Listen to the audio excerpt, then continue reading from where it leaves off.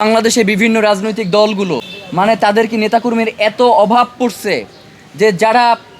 বাংলাদেশের ব্যাংকগুলো লুট করছে, যারা বাংলাদেশের শেয়ার বাজারকে ধ্বংস করে দিয়েছে,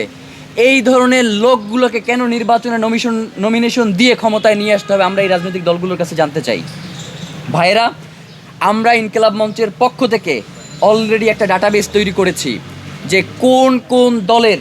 কোন কোন আসনের কোন কোন প্রার্থীর নামে ঋণ খেলাপির অভিযোগ এসেছে। আমরা আপনাদের মাধ্যমে সেই আসনের প্রার্থীগুলোর তালিকা একটু আপনাদের সামনে জানাতে চাই। আমরা আপনাদের সামনে জানাতে চাই, অবস্থান স্পষ্ট করার দায়িত্ব তাদের, আমাদের নয়। বিএনপির বগুড়া 1 আসন থেকে কাজী রফিকুল ইসলাম,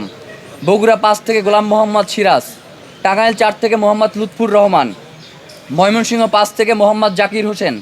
গাজীপুর 4 থেকে শাহ রিয়াজুল হান্নান, মৌলভীবাজার 4 থেকে মোহাম্মদ মুজিবুর রহমান চৌধুরী,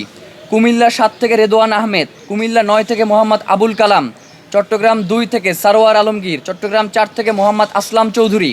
চট্টগ্রাম 6 থেকে গিয়াসউদ্দিন কাদের চৌধুরী, চট্টগ্রাম 16 থেকে মিশকাতুল ইসলাম চৌধুরী, সিলেট 1 থেকে খন্দকার আব্দুল মুক্তাদির,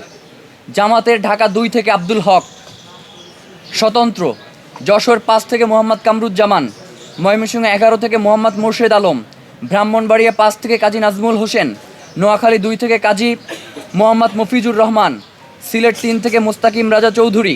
সিলেট 5 থেকে মামুনুর রশিদ, খুলনা 3 আসনের SM আরিফুর রহমান মিঠু, কিশোরগঞ্জ 3 থেকে AK আলমগীর, ঢাকা 1 থেকে সাবেক মন্ত্রী নাজমুল হুদার মেয়ে অন্তরা সেলিম হুদা, গোপালগঞ্জ 2 থেকে উৎপল বিশ্বাস, নাগরিক ঐক্য থেকে, বগুড়া 2 ও ঢাকা 18 আসনের থেকে মাহমুদুর রহমান মান্না, জাতীয় পার্টি থেকে SM Abdul Mannan Manikganj 2, Bangladesh Republican party Narayanganj 4 থেকে মোহাম্মদ আলী।